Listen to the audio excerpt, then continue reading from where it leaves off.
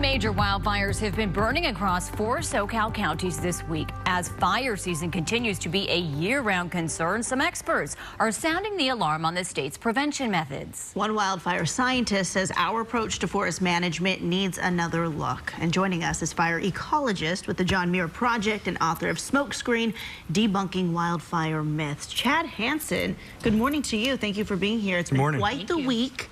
When you're, at home doing your research, you say you do a lot of hiking. I'm sure a lot of things have come to mind. Now, when you talk about wildfire prevention methods, what kind of things are you referencing if you can tell the viewers. Yeah, our current approach at the state and federal level is to remove many trees, remove shrubs from vegetation, from wildlands, far from homes.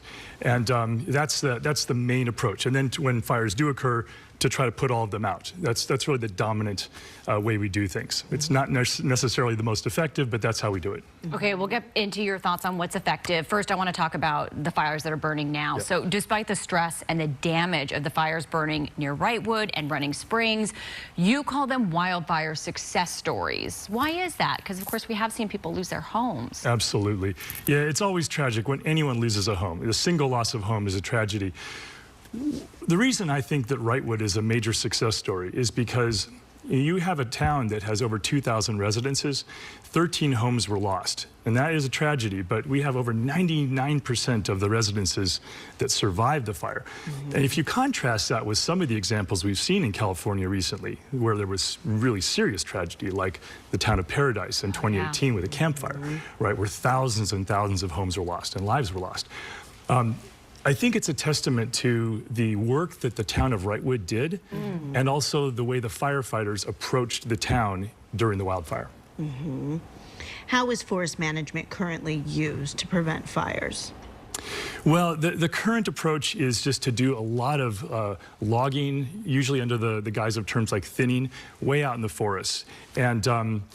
And the idea was in the past that would somehow stop fires from reaching the towns. And so people thought, well, if it's gonna stop the fire from getting here, maybe I won't do that work on my house to make it more fireproof. And that's really the danger.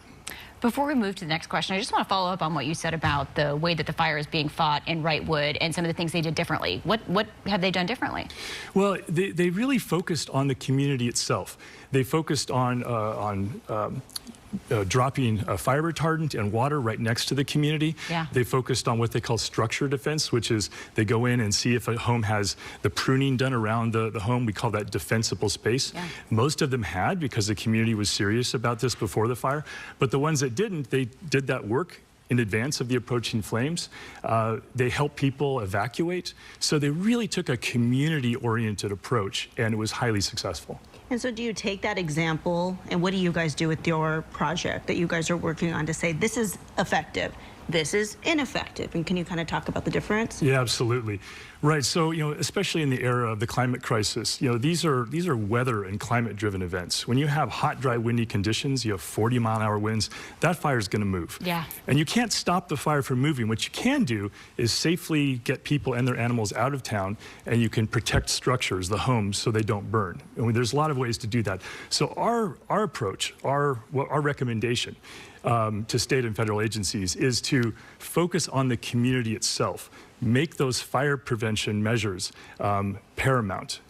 Home hardening, defensible space, basically making the homes more fireproof. And also during firefighting operations, focus on the communities like they did in Wrightwood, as opposed to all these logging operations way out in the forest that are not stopping fires, and in many cases actually make the fires burn faster toward the towns. Okay, well, really interesting stuff and a really timely time to be discussing this. We appreciate you being here. Thank you for those insights. For more from our guest, you can visit johnmuirproject.org or pick up a copy of his book, Smokescreen, Debunking Wildfire Myths to Save Our Forests and Our Climates. Chad Hanson, thank you so much. We'll be right back.